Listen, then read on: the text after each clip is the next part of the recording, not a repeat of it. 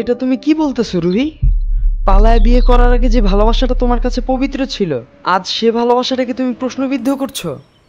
হ্যাঁ, আমি আবারও বলছি, তোমার মতো মিডিল ক্লাস বেকার ছেলেকে বিয়ে করা ছিল আমার জীবনের সব থেকে বড় ভুল। আমি তো তোমাকে বলছিলাম যে আমি বেকার, আমি তোমাকে বিয়ে করতে পারবো না। তুমি তো তখন নিজে বলছিলা যে আমি শুধু তোমাকেই চাই। এই শোনো, আবেগ দিয়ে না পেট চলে না। পেটে ক্ষুধা থাকলে আর যাই হোক প্রেমটা ঠিক হয় না। আমি তো একটা জব করতেছি, আরেকটা ভালো জব পেয়ে গেলে সবকিছু ঠিক হয়ে যাবে। দেখো, ভুলটা আমি একবার করেছি, আমি আমার ভুলটাকে আর অভ্যাস করতে চাই না। তুমি আমাকে প্লিজ একটা বছর সময় দাও, বাসায় চলো, সবকিছু ঠিক হয়ে যাবে। ওইটাকে বাসা বলে? আমি ডিভোর্স পেপার পাঠিয়ে দিব, আশা করি তুমি আর কোনো ঝামেলা করবে না। ঝামেলা আর কার জন্য করব? তুমি তো আর এখন আমার নেই, এখন শুধু বিচ্ছেদটাই বাকি।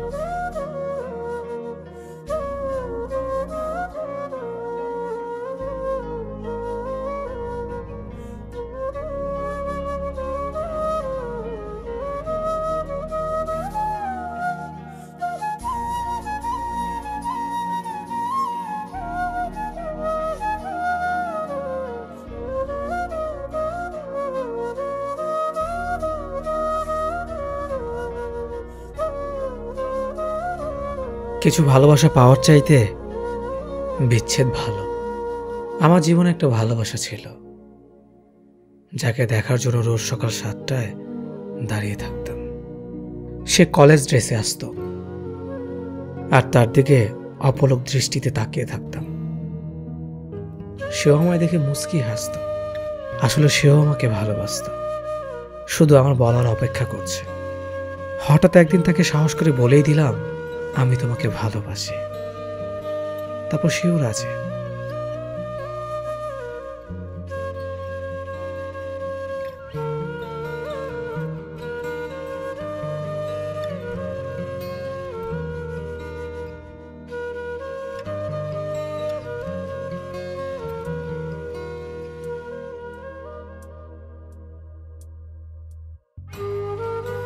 এভাবে আমাদের ভালোবাসার পথ চলা শুরু।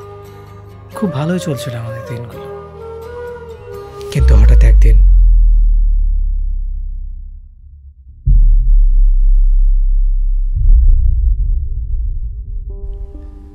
চলো আমরা পালিয়ে যাই। তারপর তারপর কি করবা? তুমি আর আমি বিয়ে করে ফেলবো। তুমি নিজেও জানো এটা আমার পক্ষে কখনো সম্ভব না। দেখো, আমার পরিবার আমার বিয়ে ঠিক করে ফেলছে, এটা ছাড়া আমার আর কোনো উপায় নাই। আর আমার পরিবার আমার পথ চেয়ে থাকে, আমি ছাড়া তাদের কোনো উপায় নেই। মানেটা তুমি জানো, আমার বাসা অসুস্থ বাবা আর ছোট বোন থাকে, যাদের একমাত্র ভরসাই আমি। তার মানে তুমি আমাকে চাও না?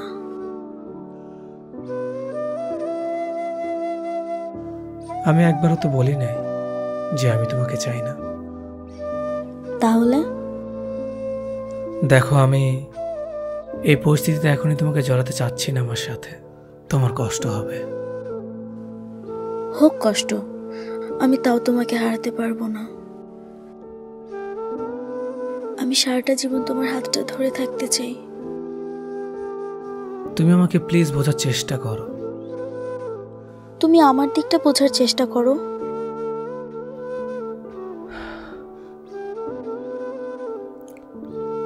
দেখি তোমার হাতটা।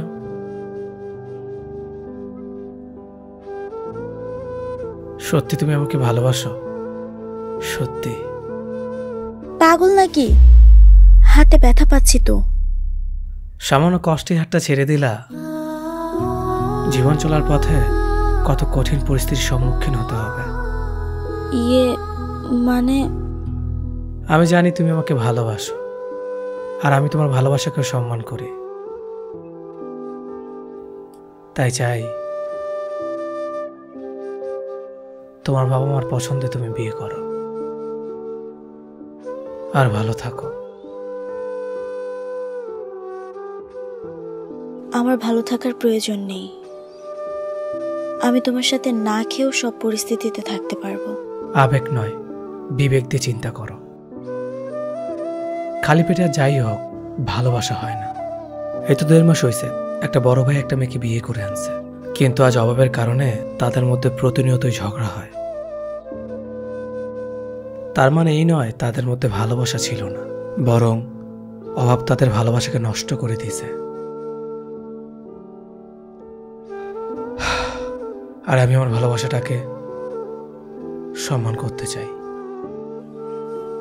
পরশু আমার বিয়ে, পালানো ছাড়া আমার কাছে আর কোনো উপায় নেই। আমার পক্ষে সম্ভব না। তুমি অনেক স্বার্থপর হয়ে গেছো। হয়তোবা, তবে একটা কথা পুতুল, কিছু ভালোবাসা পাওয়ার চেয়ে বিচ্ছেদই ভালো। ভালোবাসা সম্মান থাকবে, না হলে তা অভাবে নষ্ট হয়ে যাবে।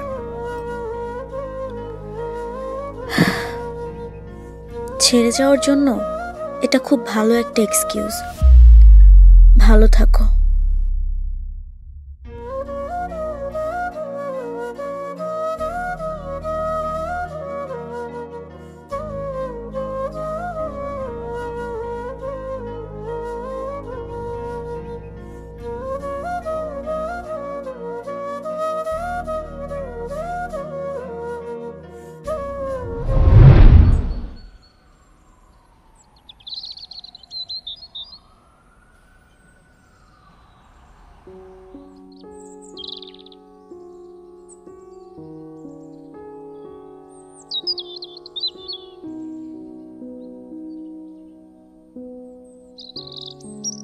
এই শহরে প্রতিনিয়ত কেউ ভালোবাসা পেয়ে আসে, আবার কেউ হারিয়ে কাঁদে। সব ভালোবাসার গল্পের শেষটা সুন্দর হয় না। হয়তোবা আমিও তাকে পালিয়ে বিয়ে করতে পারতাম, কিন্তু আমি চাইনি অভাবের কাছে আমার ভালোবাসাটা প্রশ্নবিদ্ধ হোক। মধ্যবিত্তদের ভালোবাসার গল্প হয়তোবা এমনই। মধ্যবিত্তদের বেঁচে থাকা লড়াইটা কোনো বিশ্বযুদ্ধ থেকে কম না। তোমাকে পাইনি তো কি হয়েছে, তোমাকে ভালোবেসে যাব 1000 কোটি বছর।